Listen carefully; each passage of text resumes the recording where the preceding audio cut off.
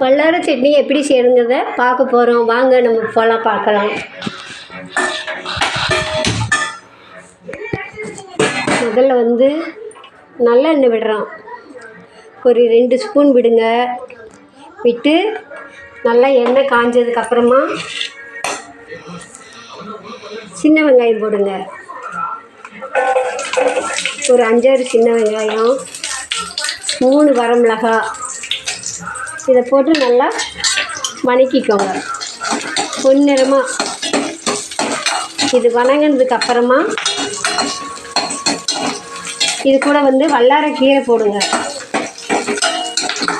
இந்த வெங்காயம் நல்லா வதங்கினதுக்கப்புறமா வல்லாரக்கீரையை போட்டு வதக்குங்க. வல்லாரக்கீரை தண்ணியில் நல்லா கழுவி எடுத்து வச்சுருக்குறோம், அதை போட்டு வதக்க போகிறோம். இதை இப்போ நல்லா வதக்கிக்கோங்க.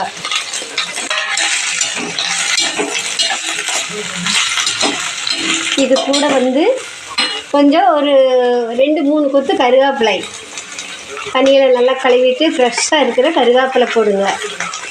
அதையும் போட்டு நல்லா வதக்கிக்கோங்க.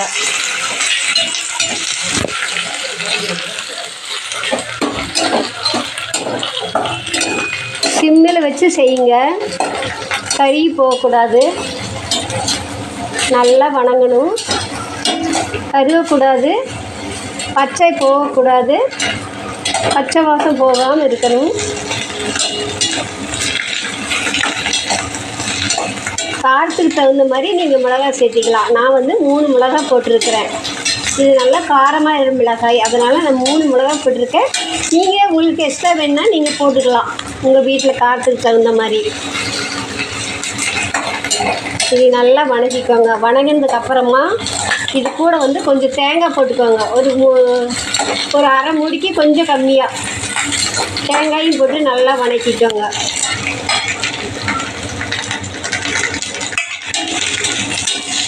எல்லாம் போட்டு நல்லா வதங்கினதுக்கப்புறமா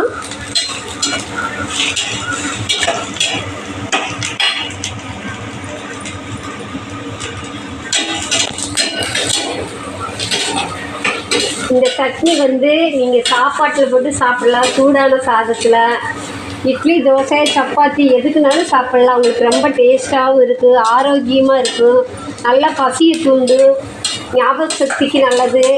இந்த சட்னி வாரத்துக்கு ஒரு முறையாவது கண்டிப்பாக நீங்கள் சாப்பிட்டு வாங்க. பெரியவங்க, ஏஜ் ஆனவங்க, சின்ன வயசு குழந்தையிலேருந்து எல்லோரும் சாப்பிட்லாம். ரொம்ப டேஸ்ட்டாக இருக்குது, மறக்காமல் செஞ்சு பாருங்கள். இந்த தேங்காயை போட்டு நல்லா வதங்கியதுக்கப்புறமா நீங்கள் இறக்கி தனியாக ஒரு பிளேட்டில் வச்சுருங்க.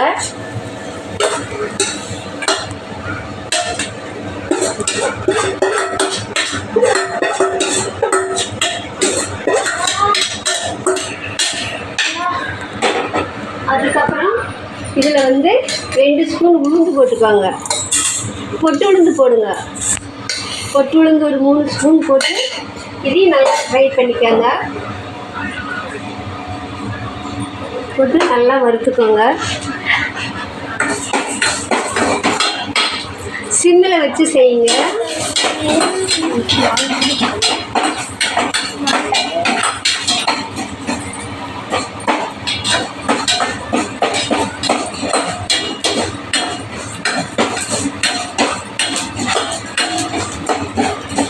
இது கூட பூண்டு, இஞ்சி சேர்க்கலாம். அதை வதக்க வேண்டியதில்லை, நீங்கள் அப்படியே தனியாகவே போட்டுக்கலாம்.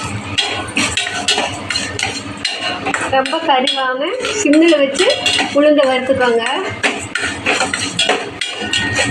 பொட்டு உளுந்து தான் போடணும், நீங்கள் பொட்டு இல்லாத உளுந்து போடாதீங்க. பொட்டு உளுந்தில் நிறைய சத்துக்கள் இருக்குது, அதனால் நீங்கள் இந்த பொட்டு உளுந்து தான் சேர்க்கணும். அது இடுப்பு வலிக்கு நல்லாயிருக்கும், நிறைய சத்துக்கள் இருக்குது. அதனால் நீங்கள் பொட்டு உளுந்து போட்டு செய்யுங்க. இது கூட பூண்டு, இஞ்சி போட்டுக்கோங்க கண்டிப்பாக, அது நல்லா டேஸ்ட்டு கொடுக்கும். பூண்டு, இஞ்சி, கொஞ்சமாக புளி சேர்த்திக்கோங்க. அப்புறம் தேவையான அளவு உப்பு சேர்த்திக்கோங்க. இப்போது பொட்டு உளுந்து வதங்கியாச்சு, பின்ன அதையும் எடுத்துக்கலாம்.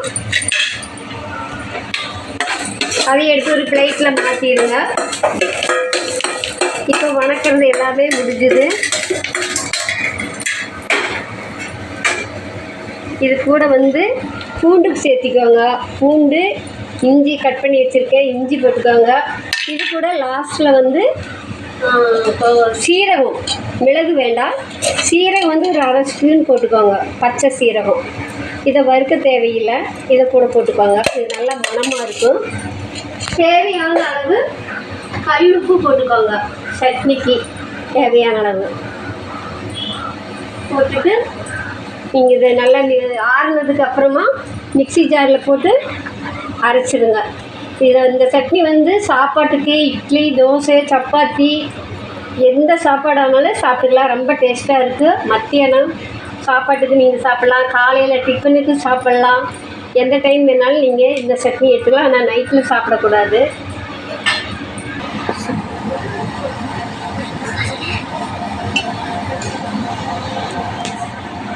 வறுத்து வச்சதெல்லாம் ஆறிடுச்சுங்க.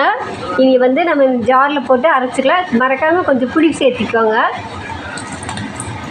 லைட்டாக கொஞ்சம் தண்ணி விட்டு, நிறைய தண்ணி போடக்கூடாது. இப்போ நான் மிக்ஸி ஜாரில் போட்டு அரைக்க போகிறேன்.